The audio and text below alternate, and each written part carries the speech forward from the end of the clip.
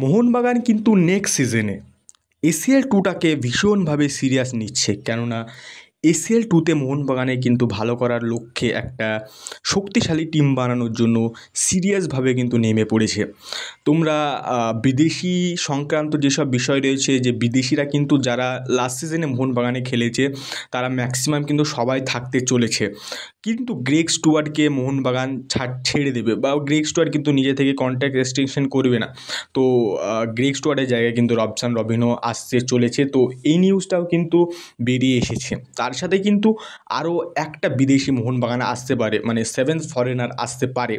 তো এখনও কিন্তু সেই বিদেশিটার নাম জানা যায়নি। তো অফকোর্স জানা যাবে।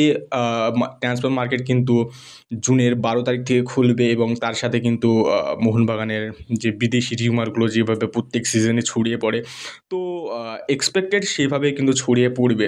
তো বিদেশি নিয়ে কিন্তু এখন সেরকমভাবে কোনো আপডেট নেই, কিন্তু মোহনবাগানে কিন্তু যে ইন্ডিয়ান প্লেয়াররা রয়েছে সেই দিকে কিন্তু অনেক কিছু আপডেট বেরিয়ে এসেছে।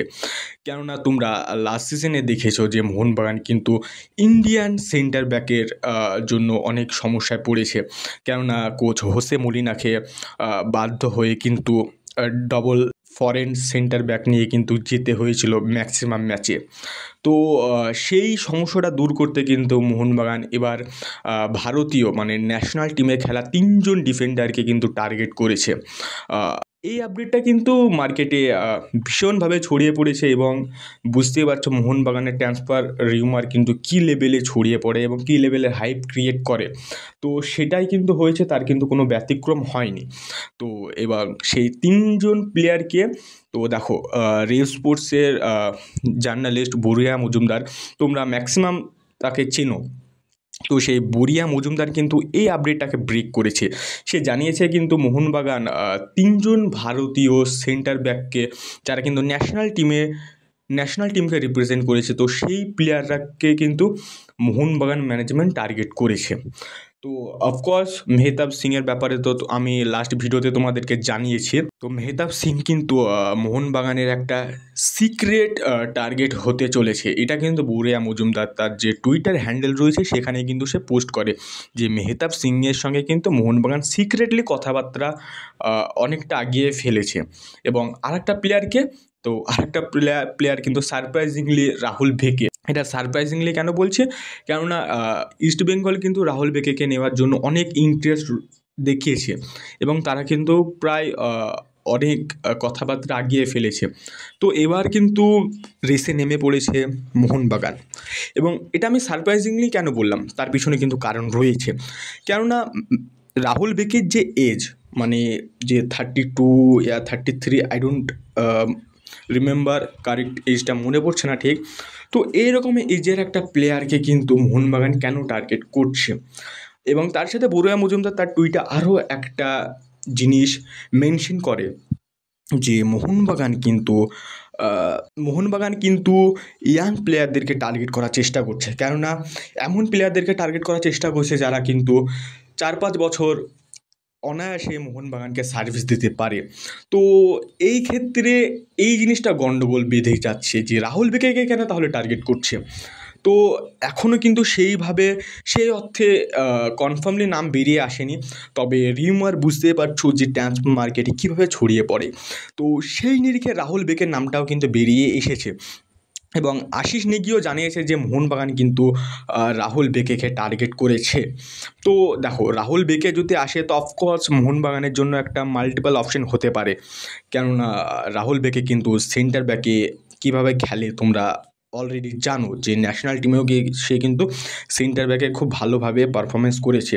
এবং লাস্ট সিজনে বেঙ্গালুরুর হয়ে যে রাইট ব্যাক পজিশন, সেটাও কিন্তু সে ডেসপারেটলি পারফর্ম করেছে। কেননা রাহুল বেকের ন্যাচারাল পজিশন হচ্ছে কিন্তু রাইট ব্যাক।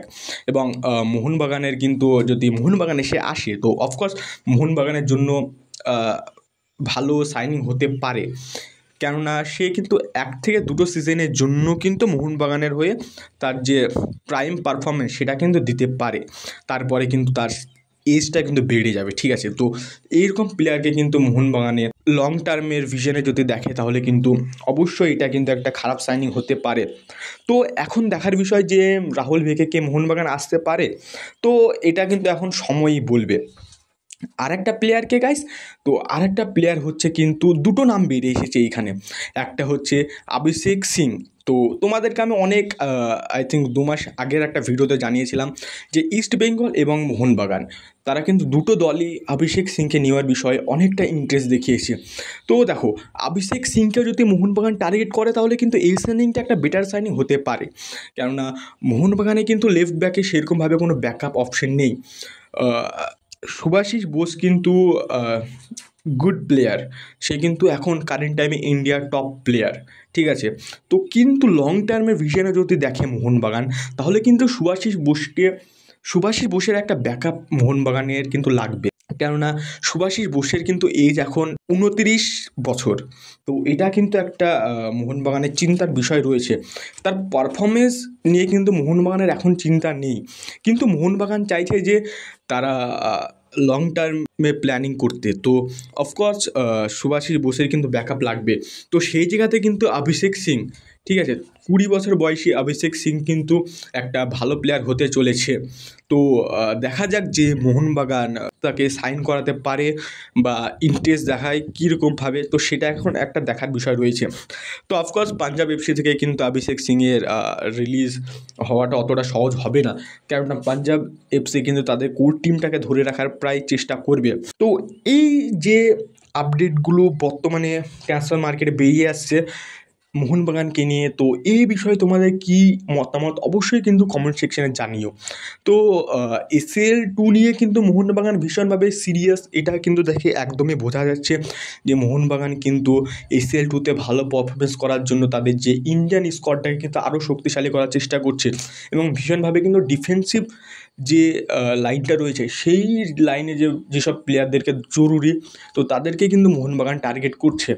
তো অফকোর্স তোমাদের কি মতামত অবশ্যই কমেন্ট সেকশনে জানিও। তো চলো, আজকে ভিডিওটা বেশি লেন্থি করবো না, তো দেখা হচ্ছে নতুন কোনো ভিডিওতে। ততক্ষণের জন্য সুস্থ থাকো, ভালো থাকো, চলো গুড বাই।